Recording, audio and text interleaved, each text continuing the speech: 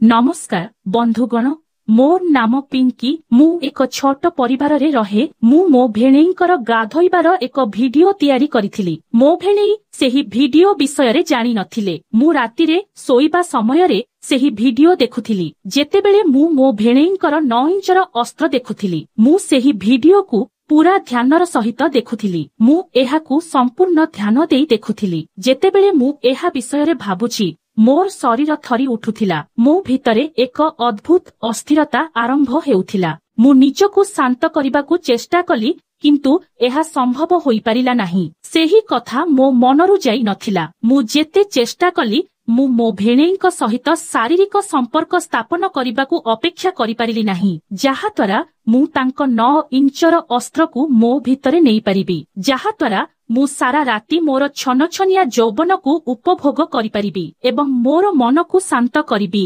कारण मो विवाह पई आहुरी बहुत समय थिला। मोर अस्थिरता को शांत करिबा मध्य बहुत जरूरी थिला, कारण एही सबु काम विषय रे मु कोनोसी पुओ को कहि पारु नथाए। पड़ोशीर अनेक पुओ बहुत समय धरी मते पटेइबा पई चेष्टा करुथिले। मो भेणेईंकर सेही 9 इंच कीड़ा देखि मु निजको रोकी पारिली नाही एवं उत्साहित होई मु एपरी किछि कली जाहा मते करिबा उचित नुहे। किछि दिन परे एपरी हेला जे मो घरे केही नथिले। आम घर लोक जणे संपर्कीयंक विवाह को जाइथिले। मु एवं मो भेणेई घरे एका थिलु। मोर कॉलेज थिला किंतु मोर परीक्षा चालिथिबारु छुट्टी मिलु नथिला। मु भाबुथिली जे मु एवं भेणेई आजी बहुत उपभोग करिबा उचित। परीक्षा देला परे सेही दिन मु शीघ्र घर को फेरी आसिली, किंतु भेणेईंकर मध्य दोकान रे बहुत काम थिला, तेणु से घरे रही गले। एबे आमे दुहे भेणेई एवं साली घरे एका थिलु। भेणेईंकर जणे प्रेमिका थिले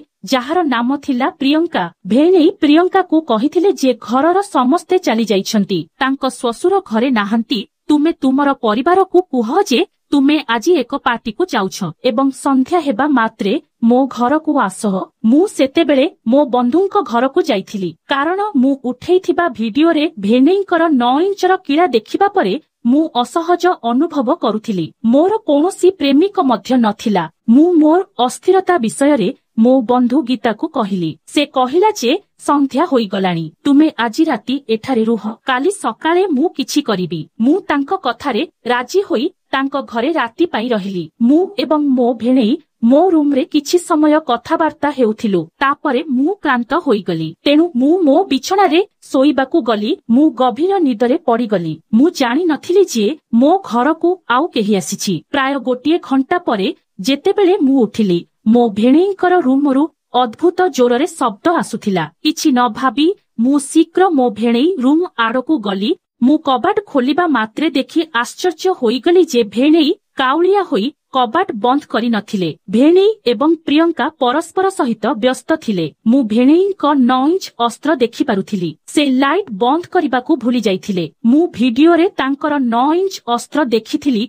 जाहा एबे प्रियंकार जागा भितरे पसिथिला। एही दृश्य बहुत अद्भुत थिला। मु वीडियो रे सेही अस्त्र को बहुत दिन धरी देखुथिली एवं आजी एहाकू मो सामनारे देखि आश्चर्य होई गली। भेणेई तांको हातरे प्रियंकार गोरा एवं बड़ बड़ गुलाब जामुन दुईटा धरी खेलुथिले। सेमाने परस्पर सहित एते हजी जाइथिले जे सेमाने मो उपस्थिति विषय रे जानि नथिले। मु एसबु देखिबाकू आग्रही थिली। मते बहुत भल अनुभव हेउथिला। मु पूरा शांति रे देखुथिली। भेणेई प्राय 15 मिनिट पर्यंत प्रियंका सहित खेल करुथिले। से शांत हेबा मात्रे प्रियंका चिलेई होथिला। मु अस्थिर अनुभव करुथिली एवं भाबुथिली जे मोर इच्छा मध्य पूर्ण हेबा उचित, किंतु भेणेई काळे देखिदेबे बोली मु शीघ्र मो रूम को दौड़ी गली। किछि मिनिट परे प्रियंका मो पाखकू आसिला।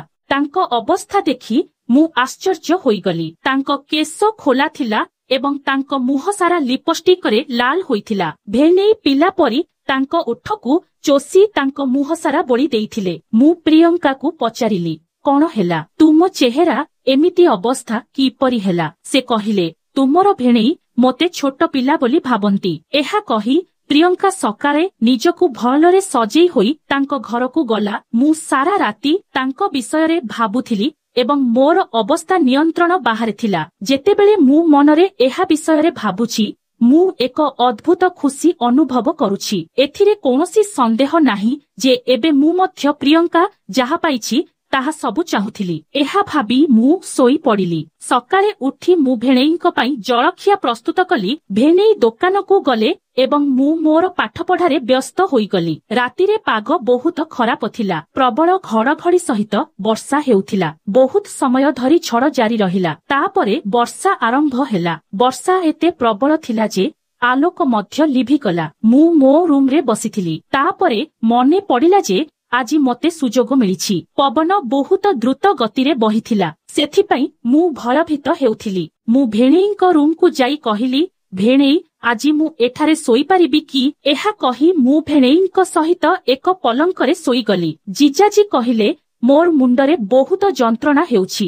ଦୟାକରି ମୋ ମୁଣ୍ଡ ମାଲିସ କରନ୍ତୁ। ମୁଁ ତାଙ୍କ ପାଖରେ ଶୋଇପଡ଼ିଲି ଏବଂ ଜିଜାଜୀଙ୍କ 9 ଇଞ୍ଚ ଅସ୍ତ୍ର ସେଠାରେ ଦୃଶ୍ୟମାନ ହେଉଥିଲା। ଏବେ ମୋର ଅବସ୍ଥା ଅସମ୍ଭାଳ ହୋଇଗଲା। ମୁଁ ନିଜକୁ ବୁଝାଇ ପଲଙ୍କରେ ଶୋଇପଡ଼ିଲି। କିନ୍ତୁ ଏବେ ମୁଁ କିପରି ଶୋଇପାରିବି? କିଛି ସମୟ ଭାବିବା ପରେ ମୁଁ ଭେଣେଇଙ୍କ ଛାତି ଉପରେ ମୋର ହାତ ରଖିଲି। ଭେଣେଇ ଶୋଇପଡ଼ିଥିଲେ ଏବଂ ସେ ମୋର ଗୋଟିଏ ହାତ ଗୁଲାପ ଜାମୁନ ଉପରେ ରଖିଲେ। ହଠାତ୍ ମୋର ଆଖି ଖୋଲିଗଲା ଏବଂ ଯେତେବେଳେ ମୁଁ ଭେଣେଇଙ୍କ ହାତ ମୋ ଉପରେ ଦେଖିଲି, ମୁଁ ବହୁତ ଖୁସି ହୋଇଗଲି କାରଣ ମୁଁ ଯାହା ଚାହୁଁଥିଲି ତାହା ପାଉଥିଲି। ମୁଁ ସେହି ଅନୁଭବକୁ ବର୍ଣ୍ଣନା କରିପାରିବି ନାହିଁ। ମୁଁ ଭେଣେଇଙ୍କ ପାଖକୁ ଆସିଲି। ମୁଁ ତାଙ୍କର 9 ଇଞ୍ଚ ଅସ୍ତ୍ର ଚାହୁଁଥିଲି। ହଠାତ୍ ଭେଣେଇ ଆଖି ଖୋଲିଗଲା। ସେ ତାଙ୍କ ହାତକୁ ହଟାଇଲେ, କିନ୍ତୁ ମୁଁ ପୁଣି ତାଙ୍କ ପାଖକୁ ଆସି ମୋର ଗୁଲାବ ଜାମୁନରେ ତାଙ୍କ ହାତ ରଖିଲି। ଭେଣେଇ କହିଲେ, ତୁମେ କଣ କରୁଛ? ମୁଁ କହିଲି, ଭେଣେଇ, ମୁଁ ମଧ୍ୟ ତୁମେ ଏବଂ ପ୍ରିୟଙ୍କା ଯାହା କରୁଛ ତାହା ଚାହୁଁଛି। ଭେଣେଇ କହିଲେ, ଆରେ ପାଗଳ, ତୁମେ କଣ କହୁଛ? ମୁଁ କହିଲି, ଭେଣେଇ, ମୁଁ ପାଗଳ ନୁହେଁ। ମୁଁ ସବୁ ଦେଖିସାରିଛି।